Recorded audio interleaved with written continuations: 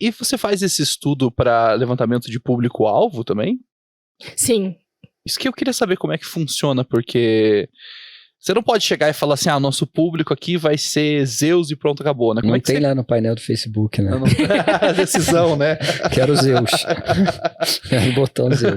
Mas o Zeus, por exemplo, então o meu público é muito Zeus, então quem que eu vou pegar, por exemplo, no Facebook? Eu vou pegar executivo, eu vou pegar dono de empresa, eu não sei se tem exatamente esses filtros, tá? Porque não sou eu que faço operacional, tinha que estar a Lu aqui, né? Então eu vou pegando assim, então a gente vai pensando, trazendo pro concreto. Como que o Zeus pensa? O Zeus pensa assim, o Zeus gosta disso. Os comportamentos e os gostos exatamente, do Zeus, né? Exatamente. Então, o meu público é muito assim, sei lá, tem um público muito, de novo, Artemis. Cara, ela não vai querer comprar um jogo de taças, tá? Isso não é o foco dela. Mas, de repente, ela vai querer comprar um passeio de escalada, alguma coisa assim. Então, a gente começa, quem são essas mulheres? Elas são executivas, elas gostam de, sei lá, comprar tênis e trilha, então a gente vai traçando esse paralelo, né? Porque realmente, se eu trago muito só do sutil, só do arquétipo, a pessoa que vai colocar na operação não vai entender, né? Então a gente consegue trazer isso para a operação também. Você conseguiria trazer um case, por exemplo, de uma empresa que vocês chegaram para eles e falaram, o público de vocês tinha que ser mais ou menos assim, uma coisa que você consiga, pra gente ter uma visão mais na prática de como isso funciona? É que assim, hoje na agência a gente trabalha muito mais com B2B, então eu tenho um pouco de dificuldade pra te falar, assim, né? A gente tem uma empresa que a gente trabalha muito forte, só que isso veio muito já, é uma multinacional que a gente trabalha para Paraguai, Uruguai e Bolívia. Então já vem muita coisa deles, a gente só tentou adaptar um pouco a nossa linguagem, né? Então, qual que é o público? É um público mais jovem, é um público que pensa diferente. Então, como que a gente pode pensar nesse tipo de público? Sei lá, um arquétipo, sei lá, mais Hermes, que gosta de se divertir, que caminha em todos os ambientes. Como que ele vai pensar?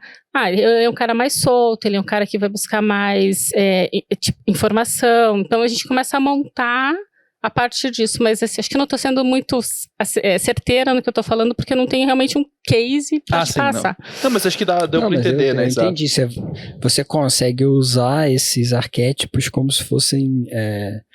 uma definição de personas ali, de hábitos, comportamentos, e aí você deve conseguir conectar isso com a definição dos públicos dentro do Facebook. Né? Basicamente.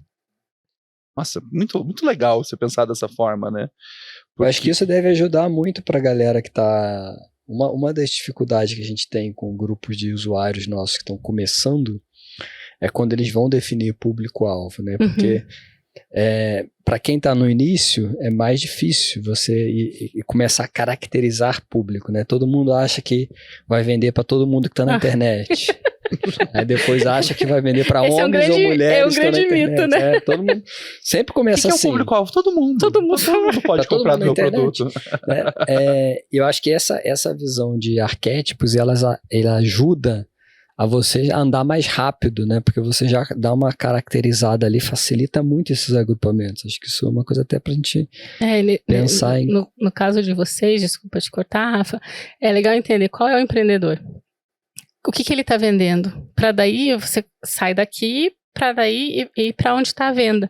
Porque aí você consegue traçar uma coisa muito mais correta, né? Você consegue fazer ele entender o arquétipo dele, o que ele está vendendo e quais serão talvez os arquétipos que vão comprar aquele tipo de curso, aquele tipo de conteúdo, e depois disso começar a caracterizar o público, né? Exatamente. Bastante interessante. E a outra coisa que eu penso aqui também, que assim como o Rafa, eu conhecia mais assim aqueles arquétipos que falam, né, o sábio da montanha, o homem comum, só que quando você entra na questão da mitologia grega, é tão amplo que você consegue pensar em muito mais tipos de arquétipos, né? Você consegue pensar em coisas muito mais específicas, só que é engraçado, porque você, passando aqui, quando você começou a passar aqui, você começa a explicar os arquétipos e a gente já começa a pensar, nossa, eu conheço uma pessoa que é bem assim, né? E acho que é isso que é o mais legal do estudo de persona, é quando você consegue pensar em uma pessoa que você conhece, né? E eu acho que o arquétipo funciona muito bem dessa forma, né? Eu tenho um pouco de, assim... posso estar falando uma besteira, mas às vezes eu acho a construção da persona meio superficial, sabe? Porque ela traz um monte de informação, mas daí quando você vai vender ali, será que ela funciona realmente? E quando você traz o arquétipo, que já é uma coisa de uma construção, de uma psicanálise tão estudada e uma mitologia, né, tantos milênios aí debatida, que eu acho que ela é um pouco mais profunda que uma persona, sabe?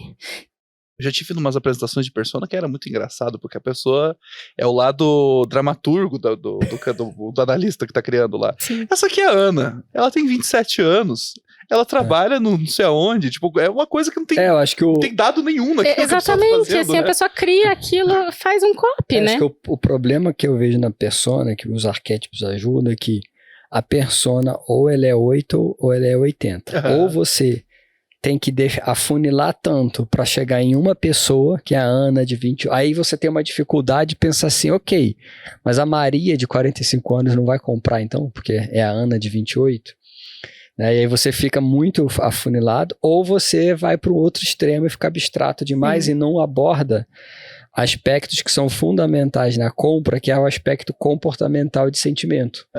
Tipo, numa decisão de compra de um produto, impacta muito a visão de mundo daquela pessoa, o sentimento, a personalidade.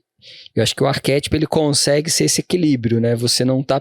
Eu não tô personificando exatamente ninguém para falar que é a Ana de 28 anos que mora no centro de Curitiba, mas eu também não tô sendo genérico a ponto de não conseguir traduzir por uma definição perfis comportamentais, né? Exato. O arquétipo, ele ajuda muito porque ele te traz esse perfil comportamental. Eu sei como essa pessoa se comporta, como que ela mais ou menos pensa. Então, na hora de eu escrever a minha promessa, na hora de eu pensar na minha página, eu já vou...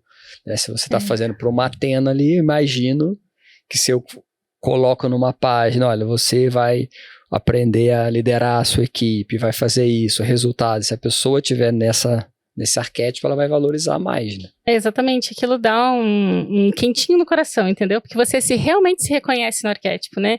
Então, eu acho que, de repente, a persona, eu usaria mais como um complemento do próprio arquétipo, porque, assim, eu posso ter uma Atena que mora aqui em Curitiba, no Batel, mas eu posso ter uma Atena que mora na periferia de Salvador, entendeu? Ela vai ser uma Atena. Exato, mas no perfil da pessoa, de consumo e comportamento. Exatamente, né? Então, aí sim eu posso ir pra persona, mas o arquétipo em si, lógico, que daí você tem um produto que vai vender só aqui no Batel e outro, né? Mas às vezes existem produtos que podem vender para qualquer público, mas de acordo com o próprio arquétipo, né?